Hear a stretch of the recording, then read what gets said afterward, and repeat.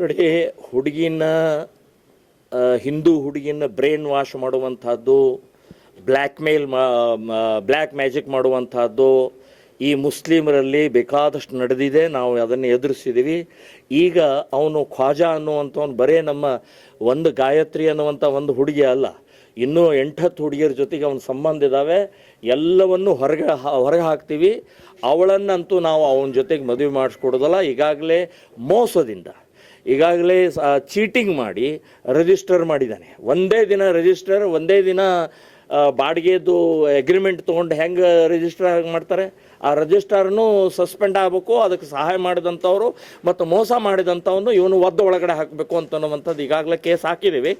So ಇದನ್ನು ನಾವು ಯಾವುದೇ ಪರಿಸ್ಥಿತಿಯಲ್ಲಿ ಗಾಯತ್ರಿಯನ್ನು ಬ್ರೈನ್ ವಾಶ್ ಮಾಡಿದಂಥ ಆ ಇಸ್ಲಾಮಿನ ಶಕ್ತಿಯ ವಿರುದ್ಧ ಹೋರಾಟವನ್ನು ಮಾಡ್ತೀವಿ.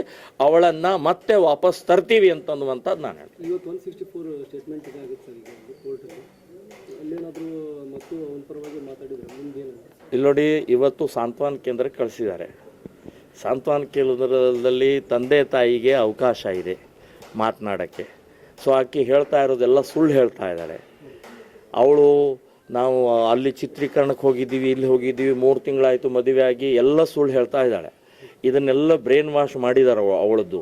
ಇದೆಲ್ಲ ಇಲ್ಲಿವರೆಗೆ ನಾವು ಸಾವಿರಾರು ಹಿಂದೂ ಹುಡುಗಿಯರನ್ನು ಅಪಹರಣ ಮಾಡಿದಂಥವ್ರು ನಾವೆಲ್ಲ ಮುಸ್ಲಿಮರ ಆಟ ನೋಡಿದ್ದೀವಿ.